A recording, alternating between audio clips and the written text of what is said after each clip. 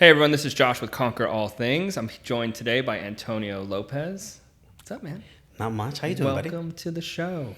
I'm excited to be here. Oh, we're glad to have you. So, I'm going to start how I start every show by telling how we met each other. Oh, God. I love your story of how we became friends. So we had NutriShop. I had just opened. It's probably like towards the end of the first year where I was feeling more comfortable and, the knowledge of supplements and, getting comfortable in the store by myself without, my business partner there. And in strolls Antonio, right beelines to the counter. And I look up, I'm like, hey, man, what's up? And he looks at me and he goes, it's really bright in here, huh? And I was like, nah, man, I have to wear sunglasses inside. And he still really didn't buy it. I could tell. And I'm like, but how can I help you today? What are you looking for? And what you tell me is, I'm looking to cut some weight for a funeral. And I was like, wedding? And he was like, no, funeral. Just need to cut some weight and look toned for the funeral. I was like, wait, what? What are you talking about? You don't know what kind of funeral it was. It's a Cuban funeral. Oh, okay. I get it. It threw me off. It was the first time I'd ever gotten that question in the year. And so we looked at some water cutting products. We talked a little more. And before we left, I remember you looking at me and being like, if this works, I'll come back. And I was like, oh, thank you so much for possibly I don't remember that back. part for the record. I don't remember that part, but it worked and you came back. I did. And we became friends slowly. You just kept coming by, hanging out. We would talk while I was planning my wedding. We would That talk is true. About different fitness things. Became friends slowly. And you joined one of my transformation challenges, which you were doing really good at in the beginning. I did. I thought I was going to win the big old TV. I know. I was like, oh my God. Too, I was like, this guy just came out of nowhere. Exactly. Out of nowhere. It was like a little shady. I was like, I'm so close. One more week. Where'd this bitch come from? Where'd this guy come from? His numbers were pretty crazy that last check-in. But yeah, so after that, you had asked me to start training you. I wasn't really a trainer at the time. I linked you with a friend. You worked with him. But we still became friends. That was fun. Yeah, I thought it was a good idea. No, I appreciate the fact that you gave me a quality trainer for what I was looking at. Totally. But we didn't mesh, right? And it's like any type of relationship, right? You have to have not only a mutual respect, but also get the mindset to get it. And the few things like I told you, in order for me to work out well with someone, the key thing I noticed is the best trainers for me were ones that were either college educated or just smart. Right. And the three best trainers I've had have all been college educated. And they've all known how to motivate me without the whole, I'm going to make you throw up, I'm going to make you do this. They really got into my head. Mm-hmm. So obviously it was a win-win situation. So I'm glad that even though the year was a very trying year for me with this new trainer, I respected the fact you gave me someone of high caliber. Mm-hmm. In some ways they were doing me a favor because they normally only train athletes. Yeah.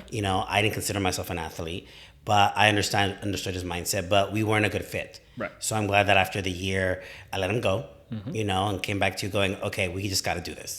Yeah, and I think it was really beneficial for you to do that. I was doing my thing, trying to get comfortable. When you came back, I was actually becoming a trainer. And we worked together a lot that first year, man. We trained together so much. 6 days a week you were training with me. Yeah, because remember in January when I came back, I said, okay, well, let's figure out a plan. Okay, because if I'm going to drive in and do it, and I'm going to pay you for 6 days in a row. And then I'm going to do it for a month. And if I know I can do it and I can do all of it, then you're hired. And I remember you took There's a lot of tests with you. It was a lot of tests with me because I was like, okay, this is my fifth trainer, the third guest one. I can't be wasting my time. And really, I was in a mindset where I just wanted the final change. And I wanted to be the final one. Mm-hmm. And I remember by the end of January, I came in and I had lost some weight. I had done the InBody. I'm like, okay, you know what? This guy knows what he's talking about. And one of the best parts was you weren't cocky about it. You were just very confident. And you were never like, well, I'll show you. It was more like, okay, like if I joined you, great. If I didn't, but I really wanted it to work out because I really wanted to work with you. Right. So I remember come February, I was like, okay, let's do this. How many days? What's it going to cost? Let's break it down. And then, like you said, let's go for it. Yeah, and you went for it, man. You were all in. And I think, you got a lot of good results right away because you were committed and you had tried other things. And that happens sometimes, right? We got to go through a couple things that don't work to get to the one that does. And we worked together for, like as a client, like 2 years at least, right? I would say like three total, and then we just started working out together. Yeah, I remember actually one of the parts we were working out, like, do you think I do this? And it's like, you know what? I'm just gonna say it. I'm letting you go. Yeah. And I'm like, whoa, what's going on? He's like, no, you know how to do this. Now it's just a crutch. You need to level up. Mm-hmm. You know, you have to start working out. So we're gonna work out together, but we're gonna work out with my people that are even working out harder. And that's when we started incorporating the Alexanders, mm-hmm. you know, the other your bodybuilding bros that I was a little intimidated by at first, but they were such a great circle of friends that you surrounded yourself with that they all welcomed me. Mm-hmm. And I remember between Cole and Alexander, anybody that joined us, I was like the fourth or fifth one, but I was always like the runt of the litter. Mm-hmm. I felt, okay, I would, you know, lift the least, but no one ever made fun. Everybody said, okay, keep going. And I still remember it's like I going to gold. And we're doing something, okay, couldn't do this many hip thrusts. You'd be with the guys and I was with, you know, one of the girls because we could like thrust the same amount. Yeah. You know, but at least I got to do it. With Sophie. Yeah. And it was a great, when I forgot we were doing lap pull downs on the floor. And Alexandra was making a mention. Samir pull downs. Yeah, Samir pull downs.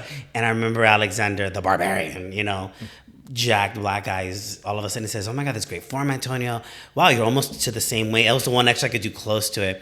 And then out of nowhere, you blurt out my age. And it's like, not bad, huh, for a 48-year-old something. And I'd like, mid halfway through I'm like, really? Why are you putting me on blast? And I remember the look on Alexander's face, how old are you? And I'm like, oh, I'm 48. And they're like, you're 48? And you don't look 48? You're like, you know what? And he got serious. And I remember he said, you know what? You will always have a seat at my table. I say there are people that work out just as hard, that are bodybuilders, that are lift heavier than you, but they quit halfway through the routine, or they won't do one thing because they're not used to it. And it meant so much at the time to me that when he said it, because I know he meant it. He was always one of those genuine people that if he said it, he meant it. He wasn't just shooting sunshine up your ass. And when he said that, I'm like, wow. He's like, as long as you finish the routine, as long as you finish what we're doing, there's no problem. Drop the weight, you know, do less reps, but finish the routine. And that was a big deal for him to finish it. Yeah. And I was like, my God, what? And I remember him asking me, why do you do it? Like, you're really pushing yourself. Why? And I said, well, when I first hired Josh, I told him the main reason. He asked me, do you want to be healthier? Do you want to lose weight? Do you want to lower? I said, I just want to look good naked. Mm-hmm. I said, quite honestly, I just want to. And he gave me that laugh like, okay, that's I said, I had this whole idea in my mind that, you know, I'll be able to wear anything, but I'm the hanger, right? So it looks good, whether it's from Target or Walmart. But I had this idea that I'd be in bed, I'd walk up to a window, there's a moonlight, and all you see is the silhouette of my back, my butt. And then, you know, my girl would say at the time, my wife, honey, come back to bed. And then we would just have sex all night. But I had this idea of what I wanted to do. I mean, that's a good idea. A good, clear picture. And it wasn't. I remember you saying, well, I can work with that. That's a pretty honest, you know. And I was telling that to Alexander. And I said, but also with you guys, I've never had a community, a bond of brothers, shall we say. You know, I didn't have the luxury of being in a lot of team sports growing up because I could get hurt. You know, I was in the little honors program had more girlfriends than guy friends. You know, as much as I wanted to do sports, everyone thought I'd get hurt. Mm-hmm. Now I come into, you know, my 40s, late 40s, and I suddenly found a community of men that are in their own right alphas, but not in your face alphas. They're just who they are, welcoming and reminding me that at the end of the day, it doesn't matter how smart I am or how much money I make, I'm a man. And as men, we just want to look good. We want to be stronger. We want to be there for our women. We want to be well-rounded. Yeah. And in keeping that, I said, and you guys have so much fun. And I said, I just never want to not be asked to play. I said, and that's my biggest thing, that I know that half the crap you're telling me to do, I probably won't do the whole thing and I'd be scared, but I want to get an invite next week. I want to get an invite. So that's one of the reasons I kept going, I told him. I mean, it's one of those things where as the runt of the litter, myself, and having to earn my spot at the table also, it's a true thing. And what's great about that community and the bodybuilding community in general, you from the outside looking in, you're looking at these people that are viewed as egotistical. Oh, you're so obsessed with your body. God, why do you look at yourself in the mirror? They're the greatest people you can be around. All they ask for is that you don't quit on yourself, right? Yeah. It's a simple thing. Your own reps, your own weight, you can work out with us, no problem. Earn your spot at the table. And if you don't, no one says anything. No. You're just not invited Exactly. back. And that's okay. You're like, are we Not a working big on deal. Monday? Hello? No, Come back. no, Oh, I got definitely my not answer. allowed back at the table. But it's you. It's not you versus us. It's you versus you. It's that cliche thing all over Instagram. But it's true. I'm not training against you or Alexander. I'm training against me with you and Alexander. Right. And that's what, is great about that group and what I love so much about the bodybuilding community. At least our aspect of the bodybuilding. Our tribe in the community is great. I love the story at Gold's that we had where Alexander had us do a pyramid set of barbell curls. God. And you went first, and he put all these 10s on both sides. And you're just like, okay, he's standing in front of you, yelling, screaming. You're sweating. Tears are coming down your eyes. You go all the way to the bar and then all the way back up. He's like, all right, we're going back up. And you're just like, oh, God, there's no way. And we go all the way back up, and he looks at you after, on the ground, sweating, tears in your eyes, and he goes, I think those were supposed to be 5s. And I was just looking at him like, huh? And I immediately like...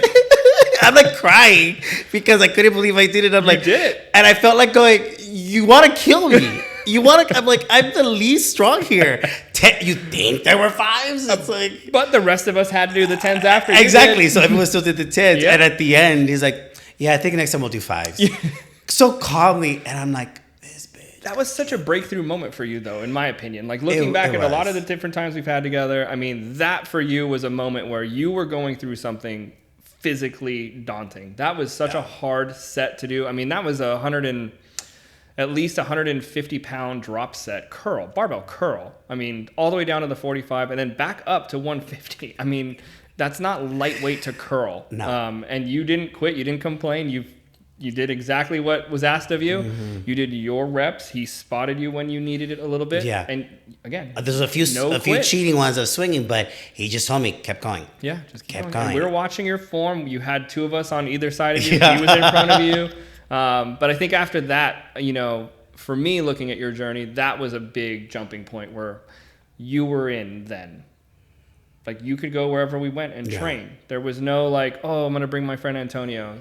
It's like, hey, like you and Antonio want to come train? Yeah. Oh, yeah, we're going to be there. Yeah. And it's funny you say that because at that point I also felt, you know what? I could do this on my own. I don't have to feel that I need to bring Josh or something to Gold's because the type of gym where they're not going to see me that same way. And I knew I'd come through to a point in my life where I'm like, oh my God, I can do this even on my own. And I remember it was a couple of weeks later where someone asked me, can you spot me? And I'm looking at, and I thought they were looking at you, but they were looking at me. And I'm like, oh shit. And I'm looking, he's doing 225s. And I'm like, I'm not even there yet. And he was confident I could spot him, and I did. But I was like, I've earned my spot. I've earned my name or how people see me that I'm on my own. Yeah. I look strong enough. It's a good feeling to be asked to spot. It is, because all of a sudden you're like, because this guy is bigger, stronger, and I'm like, where's Josh? I'm like, I was supposed to say, oh, you don't want me, you want Josh. But it's like, oh shit, you want me. Yeah. It's like, and I can do this. I can. And then I'm thinking like, okay, all right, I see me now. It's like all of a sudden those little like moments in the gym where you're just like leveling up. That's always a good one. I remember same thing for me when someone was like, "Hey, can you spot me 315?" And I was like, "Oh man, can I deadlift 315? Yeah, I could deadlift 315, dude. Yeah, I could spot. I could deadlift 405, 450, no problem." Mm-hmm. I spotted him and I was like, "Okay, all right, this is great." And it's a lot of work and time built up for a moment that to most people wouldn't matter. Most people are like, why are you so happy about that? Yeah. Because it feels good. Or they'll even tell you. They trust you. Thanks, bro. And they walk away. You never see them again. No. For you, it's a great moment. And for them, it was just a set. Yeah, just a set. No big deal. And I'm like, okay, thank you. Yeah. And it makes your day, makes your week. Totally. For sure. So moving forward from there, we trained a lot together after that, right? We got big. You got strong, man. And we went through some hard challenges outside of the gym. You went through a divorce, 2 back surgeries, which is crazy. Back to back, dude. I'm going to tell you the first part of that because as a trainer and your friend, I don't want to sound like I was negligent here. I'm going to let everyone know that this was a you thing. Right. We train a lot, 6 days a week, 2 hours a day together, consistently. It's very rarely not 6 days. And I couldn't figure out why you were moving a little slow. And I remember when we were doing legs, you racked the weight and you took a step back and you did this wiggle thing with your lower waist, your lower body. I'm like, hey, are you okay? What was that? And you were like, yeah, my back's felt a little tight. I'm trying to stretch it out. And my leg's been numb for like 2 or 3 weeks now. And I was like, wait, what? It's like, yeah, it's been numb for like, I just can't feel it. I'm like, you're like a part of your leg's like, nah, like my whole leg. I'm like, your whole leg is numb right now? We just were squatting 225. And you're like, yeah. And I immediately was like, hey, bro, you got to go to the doctor right now and figure this out because that's a nerve thing. And I got a text from you later, hey, so I guess I'm having emergency back surgery. And very shocked that it was that far, but you were in a place where it was hard to say something because you knew my response would be there's no training allowed, and you didn't want to take the time off training because you needed it emotionally at the time. It was one of those things where even when I had like the first back surgery, right, it was a herniated disc. I did it, believe it or not, running, and I still remember the day it happened and whatnot. And unfortunately, I went, I had it stretched, I was fine. But then, if you don't follow the people that are professionals, then you could get hurt worse. Unfortunately, I did see a chiropractor that was part of a franchise, which I shouldn't have. Right. And they tried to crack your back type of thing, and it didn't work. And they actually made what was a bulging disc into a herniated disc. Right. Then, have the surgery, everything should be fine. But then to your point, 6 months later, I'm feeling a little off. I'll be fine. And then that's when they tell you it didn't work, see a second opinion. Turns out he took out too much. It never regenerated. But the moment he told me, it's really up to you if you want to have it. There's no point if you're not going to be doing A, B, and C. Why do another surgery? Yeah. So the moment a surgeon tells you, well, what's the point? I'm like, because this isn't I'm not done. Yeah. And I told him my lifestyle was I want to go bungee cord jumping. I want to go parasailing. Yeah. So I can't do that. Climb mountains. I literally, I was just like trying to get that. And then when I got the second opinion and I told you, I'm going to have emergency surgery within a week. Yeah. All of a sudden it's taking, stress tests, cardio tests, booking the surgeon before he goes on vacation. It's the holiday season. I can't be off of work. It's hard for me personally. Emotionally, it wasn't the time or place to do it. And professionally, I didn't have the luxury of staying out of work because of the type of work that I do and being in that industry. It's the horrible time, but I was forced to. Mm-hmm. So it was a hard thing to accept, to do. And then when they tell you what you're going to do and you're going to be laid up, I'm like, okay, I just got out of one, barely getting my gains back after 6 months, and now I'm back in. Yeah. And when they tell you that your recovery is 4 to 6 months, once they told me that, I think that's when I said, you know what? It's not. I got through one before, and I told you right away, once the physical therapist, we're going to go back to it. Mm-hmm. And they said, what, twice a week? And I said, okay, well, can I bring my trainer with me to the assessment? Mm-hmm. And they said, as long as he knows he's not in charge, he's not going to tell us what to do. I say, he's not one of those trainers. And quite honestly, you're going to give me homework. Okay. And the homework to make sure I do it right is going to be his job. Mm-hmm. So, the physical therapy was twice a week. We did the other 4 with you. So I still have my 6 days. Yep. Yes. Did I get to play with everybody with the big weights downstairs? No. You'd set me up upstairs, do my stretching. But the idea that I was there with my friends, the idea that they weren't going to give up and you come and check up on me, that made the difference of wanting to do the homework. Right. And when you look at the overall response of the checkups, how am I doing? And then when I finally got my final checkup with the physical therapist, even he was surprised. And he did come in. He's like, you know what? You've been doing it. You're stronger. I thought you'd have at least another 2 months, but there's nothing more I can do for you. You really did it right. And kudos to you and your trainer. Obviously, I said, well, if it wasn't for him, I wouldn't be here already to get to the next level. Yes, I put in the work, but if it wasn't his motivation or him going that, and always keeping reminding me, we don't change the goal, we change the plan, mm-hmm. right? We all have goals, we all have dreams. Yep. We can give up on them easily through one obstacle or one hurdle. But you kept reminding me, you did this once before, we'll do it again. Mm-hmm. And luckily I was strong enough so that for this surgery, I could lift myself up. I could take it into the bath. So I needed very minimal care from others. I had it, don't get me wrong. My family was there, friends. But I was able to do a lot of it myself. And me following the procedures, not giving up, being sometimes moody, sometimes upset, sometimes I would have my moments. So I despair and beyond melancholy. You're human, man. Because I was like, man, everyone's having fun downstairs and I'm up here stretching. But when they finally said I could go back to working out, and they told me, just tell him, imagine it was the first day that you're training. I'm like, oh shit, that was a long time ago. But you know what? I thought, great, we'll see how good my muscle memory is. And we did it. It was pretty good. It was good, and it was even better. Yeah. And that's the thing, like, being in great shape, it helped me mentally. Physically, it prepared me for something I wasn't expected.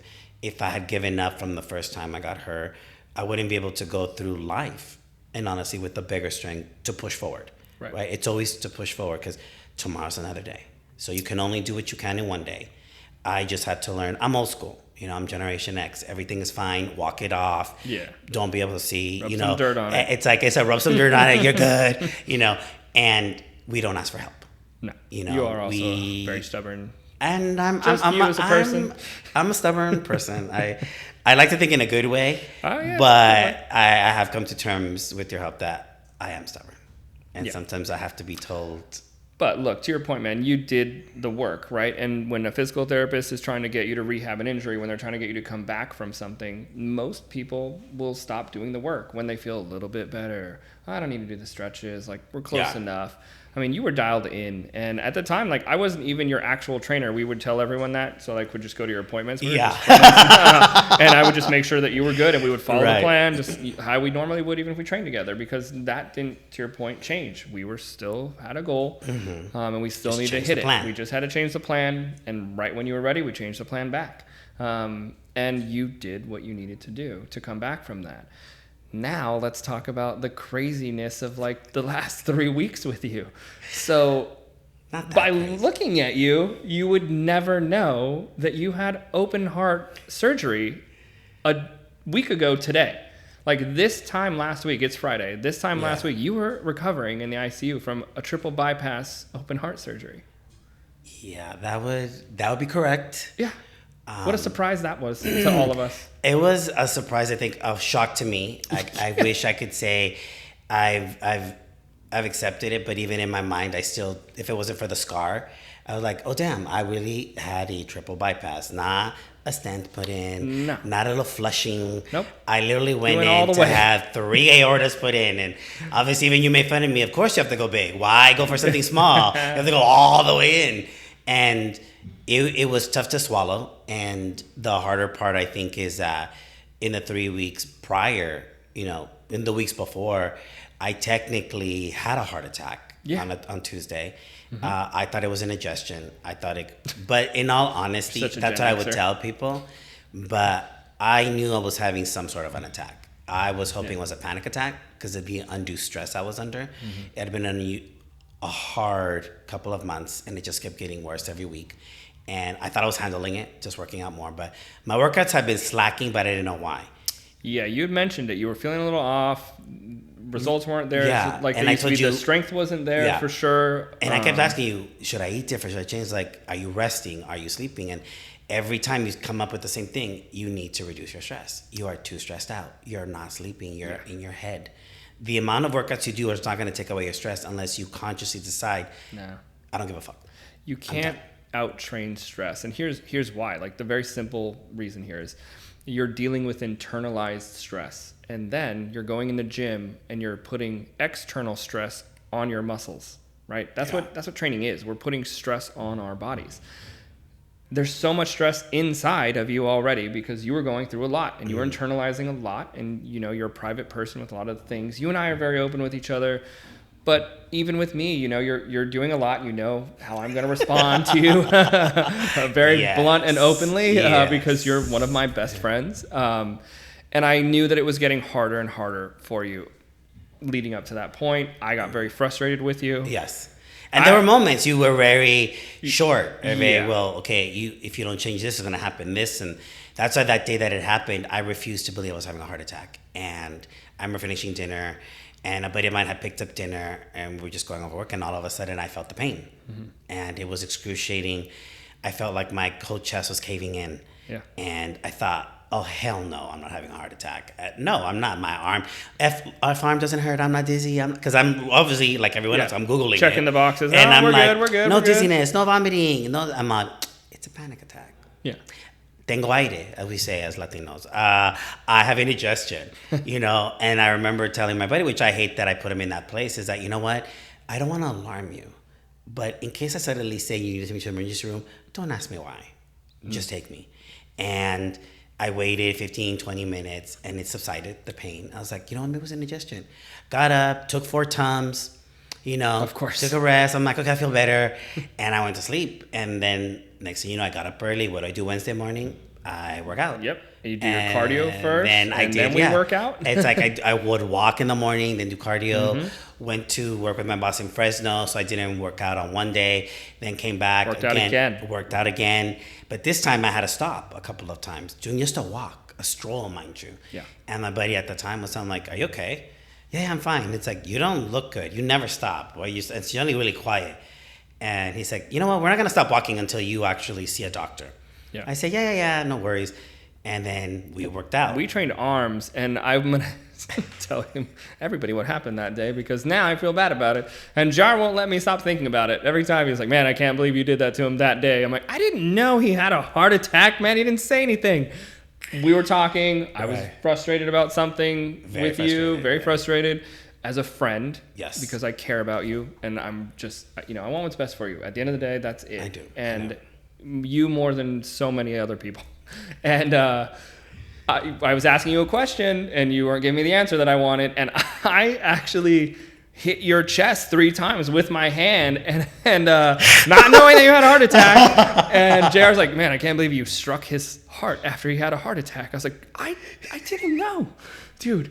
And then you disappeared, and we talked about it. I was like, hey, man, I love you. I'm just frustrated at where we're at, and we need to move out of this spot, because I knew that the direction you were going was a heart attack. Ironically enough, was my fear and stress for you was, man, you're internalizing too much stuff.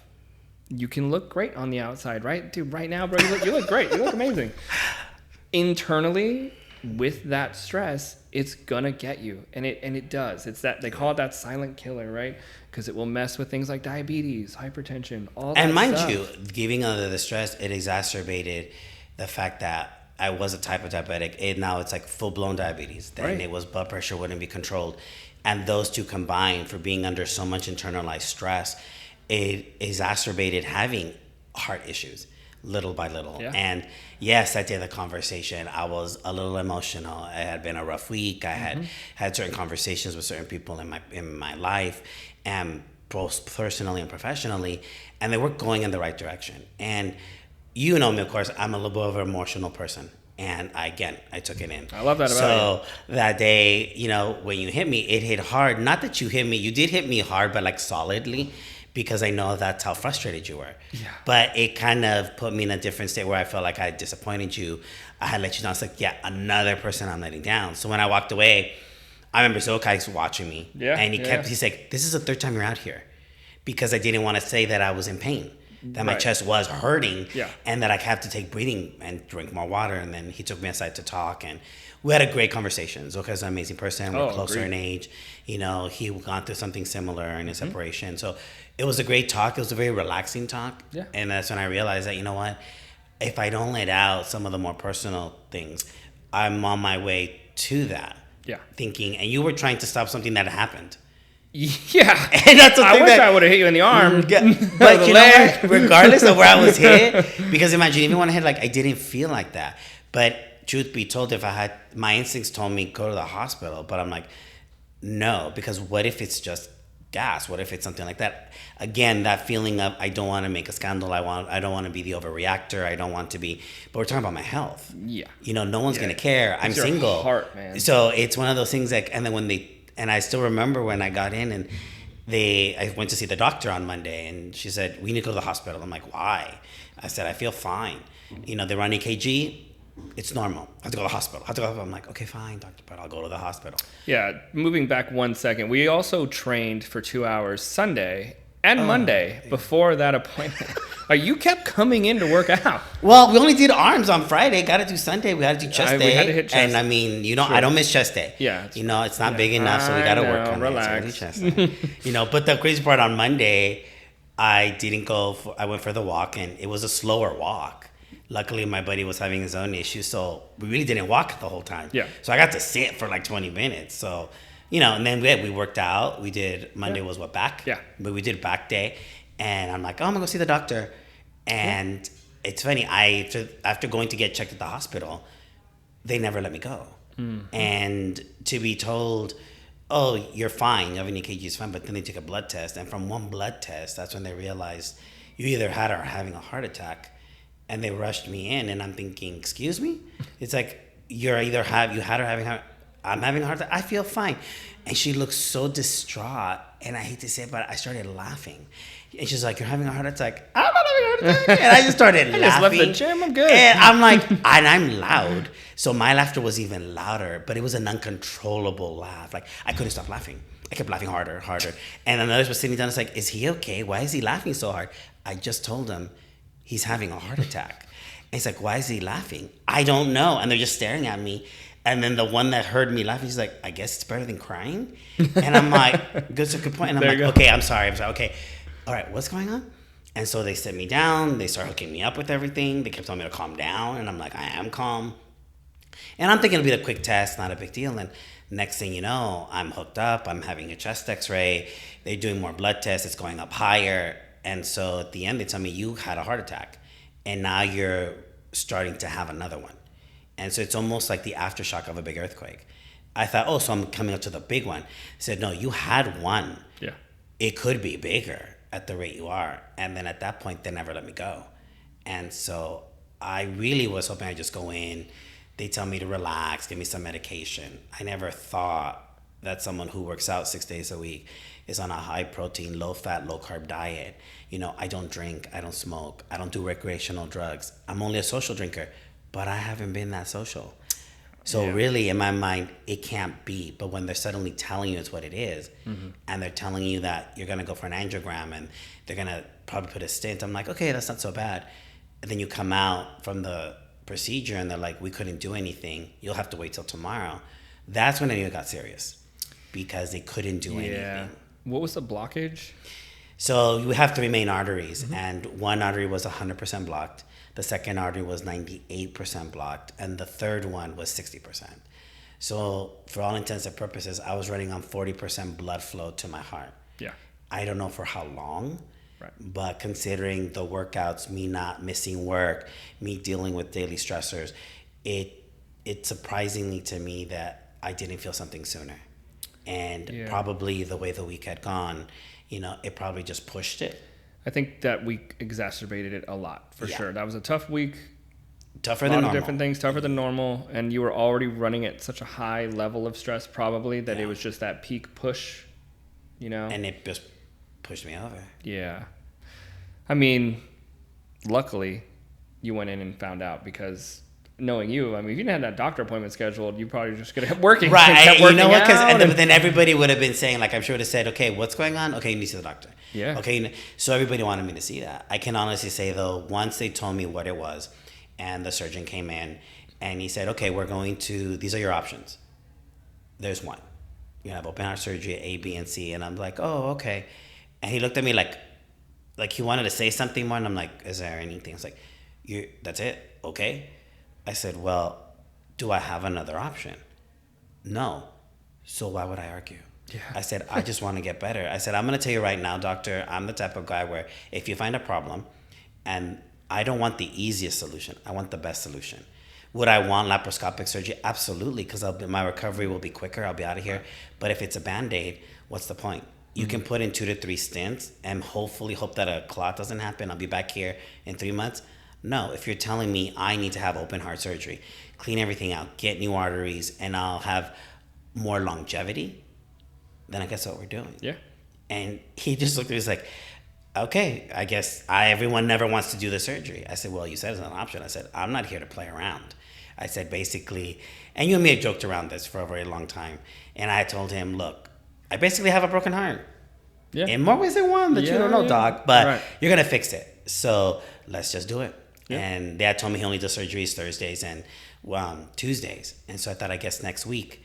And he's all, no, it'll be Friday. I was like, oh, okay, Friday. So am I leaving? Coming back? And I'm staying. I'm like, oh, okay, I'm staying. And all I could think of is like, I haven't even taken a shower. I still have Monday's workout on me. But for some strange reason, when he told me the surgery was going to happen, I was strangely elated. I was suddenly very calm. I suddenly really honestly felt that's what I need. Yeah. I need to flush out all the ugliness, all the trauma, all the emotional baggage. And I felt, obviously it's not a new heart, but it's a refurbished one, but one that's going to function better by not holding on to it. So I really did feel, for me, it was a new beginning. Yeah. I get to have, like my buddy Cal said, you get a redo. I get a redo of all the stuff. So I took a detour for 20 some years, and all of a sudden, me, all this talk, I'm a new person, I'll get through this, don't worry about it. Now I actually felt it. Yeah, I could definitely sense the difference too, because we've been going through it for 2 years, and you'd go to that moment where, oh, man, I feel better, we're good. And then a day or two later, we're kind of back in that spot where right. You're emotional, and that's normal too, right? Like, that's the thing. It's normal to be in that mindset and feel that way. And I think that the way that you're looking at it now, it's funny because when you say it, it's laughable. I'm going to say the text you sent me because I think it's so funny. Oh, God. You get a text from this guy and you're like, I just watched Armageddon. And for the first time, I didn't cry at that scene. And that must have made my heart's fixed. I was like, okay, cool. I mean, that's a great way to check it out, I guess, and see. But you're that romantic. You know, you're that's who you are in the best way. And looking at this as a new beginning and a fresh heart, fresh start, might have been what you needed. And again, like, this thing might have been what you needed to go through. Yeah, and look, we to all get you to where you need to go. We all sometimes get that signal, or we get that sign, whether you want to say by the universe, by Allah, by God. You know, they keep telling you to do this, and you don't listen until it finally gets to the point where, like, okay, you're not listening. Right. So we're gonna have to go a little bit further, a little bit further. And as you said earlier, I am stubborn. Oh yeah, and God knows how stubborn you are. And so apparently he's like, well, we're just gonna slap this bitch completely in his tracks. You know what? We're gonna sit you down. Yeah, exactly, permanently, just like sit there. But I can tell you that honestly, even leading up to the surgery, I was excited. I was in a good mood. Oh, I could tell. I was like, I'm gonna get fixed on Friday. Yeah. I'll be fine.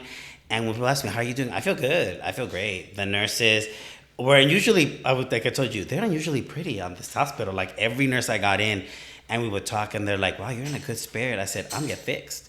I said, I'm looking forward to Saturday. Yeah. When I'm in pain, I'm sore, the anesthesia wears off. Because now I know is when my new beginning does truly begin. Yeah. Because it's me going through what I did for my first back surgery and my second back surgery. And after the 4 to 6 months, I felt great. And you know what? It'll take me 4 to 6 months to get back. That is for the average person, and I think we've found that I'm not average. You're covered very well. I can honestly say that, yes, I'm not going to rush my recovery, but I'm definitely going to keep up the way I did it. I have enough muscle memory to get me through this. You're right. It's been a week today. Right now, I was still intubated. I was still hooked up to a ventilator. I did scare a lot of people. I came to see you like a couple hours from now last week after your surgery. I think something too that I think is cool in your situation that we should talk about is, man, you got a lot of cool people and good people that came to check on you. I love how many of our friends were like, hey, I went to San Antonio last night. Hey, I'm going to go see him today. Oh, yeah, I'm going to go see him tomorrow. You had like a list of people that were coming to see you over there. Yeah, and it's funny because forget just my family. My family's small, but they each came in. But my actual friends, people that I know, and even people that I talk to just once in a while, made it to like, oh, you made it. It's like, oh, okay. And I've always known I'm a good person, that I'm loved, that I'm respected. But these last few days, I felt it more so than ever in my life, and everybody was rooting for me. Oh, yeah. Everybody was asking me if I was sure I was okay because I looked too okay to be okay, and even the nurses, you have great color. Are you okay? And I'm thinking, why does everyone keep looking? What did I look like before? Did they expect to see me like this? And you didn't look this good. I know, but the point is that I guess also going in healthy, because the doctor did say that after the surgery, he doesn't have a damaged heart. He came in with good health. Kidneys are functioning. Bladder, everything is great. He's an ideal candidate. He just has to watch his lifestyle. And I'm like, if I watch it anymore, I'd be a freaking priest. I mean, seriously. But I do feel different. And whether it's divine intervention, whether you want to call it that it was a final wake-up call I needed, I don't have to say that I'm a new person. You're going to see it. Right. And I think ultimately it's showing what I can do, not talking about it. Yeah. Because I can hide a lot of things to certain people, but to people like you, which, you know, we vow not to lie. Nope. It's not by omission either. That's not okay. white Okay, there are a lies. lot of people that argue with that on the lying by omission. I mean, that's adorable for those people. But I do understand our friendship has only 2 rules. You know, and Very they're very simple. simple to follow. And if it wasn't for brothers like you, my family, that I know truly love me, you know, I wouldn't be here today. Like people tell me, wow, you look great. You know, you're 52. I can't believe you look so good. And I'm like, yes, but this is Body by Yakes. Huh. I put in the work, but it's his design. You're the architect. You're the Da Vinci. You're the one that saw this, which I didn't even see. You know, and I'm not even finished yet. We're not even close to it. Yeah. Yet I'm excited where I'm headed. I look forward to this comeback even more so because Me too. the mindset is a little bit different now. Mm-hmm. It's going to be, this is really not really for me. It's not to prove that I can be somebody's. It's not to prove that I was good enough. You know, it's for me. It really is. So that whatever ends up happening going forward, it's really on me because I want to do it just for me.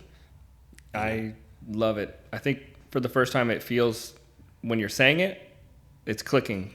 You know, not that you were lying about it before. I think you were trying to say it so you could believe it before. I think now you're really in that space. And look, I tell you this all the time, and a lot of other people, you know, you're an example to me. I don't think there's many people that are more this brand of Conquer All Things than you, right? I think you live this brand, you overcome, you endure a lot, man. You have childhood, adulthood, nothing has been easy for you. But you don't quit, man. You don't give up. You're a loving, amazing human being to be around. Everybody loves you, dude, from the second they meet you. And you just continuing to do that. And I'm so proud to be a part of that, to be your friend, obviously, but just to even watch this evolution the last 8 years, which is crazy. It's been that long since I've met I know. you. I never think it's that. Yeah. Like, well, we're training for 4 or 5, and then someone's like, didn't you guys meet before a show? Oh, Yeah, wait. it's been a while. Wait, we met before we got married. Yeah, dude. Crap. I think the pandemic messed everything up too. It put a huge chunk of time, but we trained the whole pandemic exactly. 6 days a It week. was like, where can we trade? Yeah, what gyms can we go to? And I'm all looking for, okay, we can rent this space, or we can do this, or we can Yeah. do that. And it's like, I don't know about that. It's like, okay, but we'd always make it happen. Yeah. And ultimately, even when I look back, and even after this whole surgery, I always realized that I had an amazing best friend named Joe Zavara, and he was a realtor, he was a broker, but he was more important. He was a friend. And he always took me aside that he asked my advice for things. And he had very successful friends, entrepreneurs in their own right, but they're always shady. And he always wanted to reflect certain things on me, and close to when we were going to start a big business practice, bring me in as an equal partner. He was diagnosed with a tumor, a brain tumor. And I can always say the reason I met you, because we laid him to rest, a few days after, a week after I was going to see you. And I really do believe that he sent you.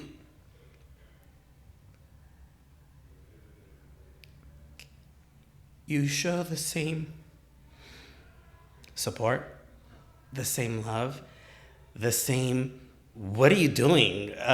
You can do better attitude. But in such a way that I believe it. It's not just blowing sunshine out my ass. So I do say I may have lost a friend, but I gained an even bigger, more improved version of it. So somewhere along the line, you cross paths, and I know we were meant to meet. So Totally. I'm very blessed to have that. I feel it mutual for sure, man. You are one of my best friends, without a doubt.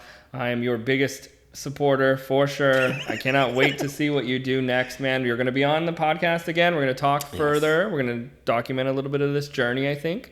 The comeback from triple bypass heart surgery. Still just wild to me. Looking at you, I can't even take it seriously that you had open heart surgery 7 days ago. But that's a testament to you, again, putting in the work and the time, internally, you might have had something going on. But I think externally, you built such a strong foundation that your recovery is going to be easier than a lot of other people's. Right. And we're going to show it. And so thank you for being on the show today. I appreciate having you. And yeah, follow us on social media across all platforms. Conquer All Things. Thank you so much. And we'll see you guys next time.